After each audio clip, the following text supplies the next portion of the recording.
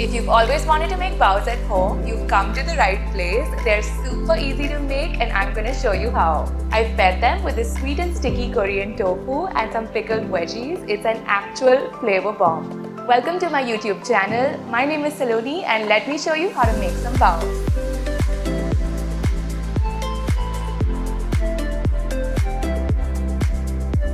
Let's talk ingredients. First up, we have all-purpose flour, also known as maida, salt, sugar for flavor. We have baking powder and instant yeast. Today I'm using instant yeast, but you can also choose to use active dry yeast. The only difference is that with active dry yeast, you need to activate it with the help of warm water and sugar. If you're using instant yeast like I am, just add it to the dough and mix it in. And for the wet ingredients, we're using warm water, warm milk, and some oil.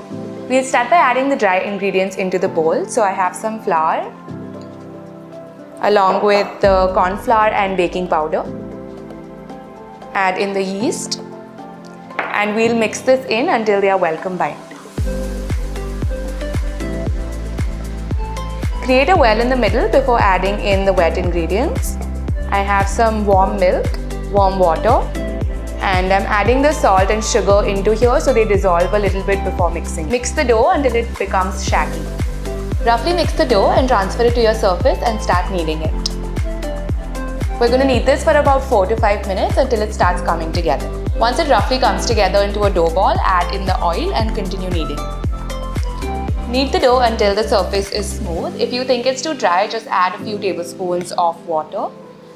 The dough should be tacky but not too sticky. Transfer the dough to a bowl. We'll add a little bit of oil on top. This will prevent the surface from drying out. Cover this with either a damp cloth or some plastic wrap and we'll set this aside in a warm place for about an hour until it doubles in size. Once the dough has doubled in size, we're going to dust a little bit of flour on top and deflate it. Get out on your surface and knead it a few times. We don't want to knead it too much, just a little bit so it forms a round dough ball. Divide the dough ball into half and then we'll divide each half into 3 parts, getting a total of 6 baos. Shape each dough ball into a round.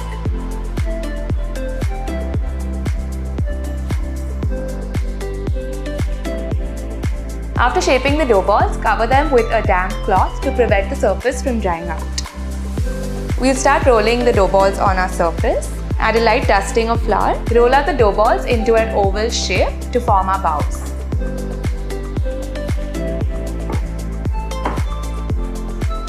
After getting that oval shape, we're going to lightly brush the top surface with a little bit of oil.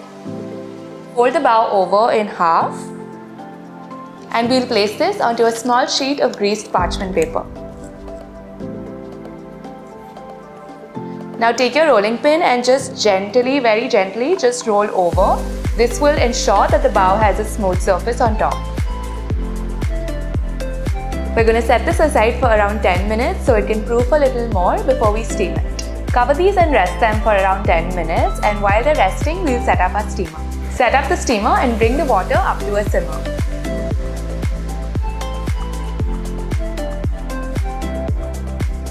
For steaming the baos, I like to cover the lid with a cloth. This will prevent too much condensation from happening and water dropping on the baos. While steaming the baos, you don't want to overcrowd them. We're going to steam them in batches. Make sure to keep the heat on low at all times. We're going to steam them for around 10 minutes. Now let's move on to our Korean style sweet and sticky tofu. I have some tofu here. We're going to slice it up and season it with salt and pepper.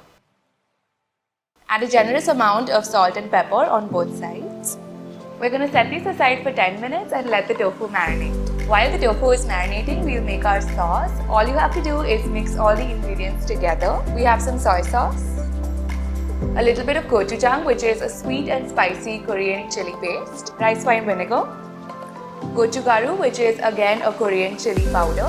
This is just to add a bit of kick to the sauce. Sesame oil, some white sugar.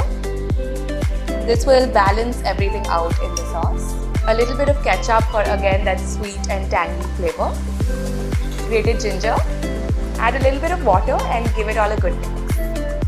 And our sauce is ready, so let's make the tofu. Toss the tofu in a little bit of cornflour before pan frying it. Pan fry the tofu on both sides until it is golden brown and crispy. Once the tofu is golden brown on both sides, add this delicious sauce in. Cook this until the sauce thickens up and coats the tofu really well. And our delicious Korean tofu is ready. It's time to assemble the baos. After steaming the baos for around 10 minutes, don't open them immediately. We're going to let them sit for 5 minutes. If you open them too fast, there is a chance of it deflating. So let it sit for another 5 minutes and then open it. Put these in a bowl to keep them warm and cover them until you're ready to use them. Just look how fluffy the texture is. Now that all our elements are ready, it's time to assemble the bao. Take a fluffy bao, open it up slightly, add in a piece of our sticky tofu, along with some pickled cucumbers and carrots. Add in the purple cabbage and garnish with some sesame seeds and green onion.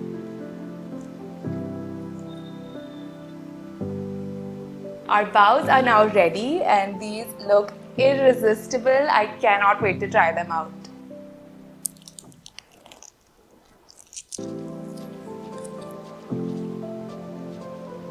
Oh my god, this is just too good. You guys have to try it out. You won't believe that it's homemade.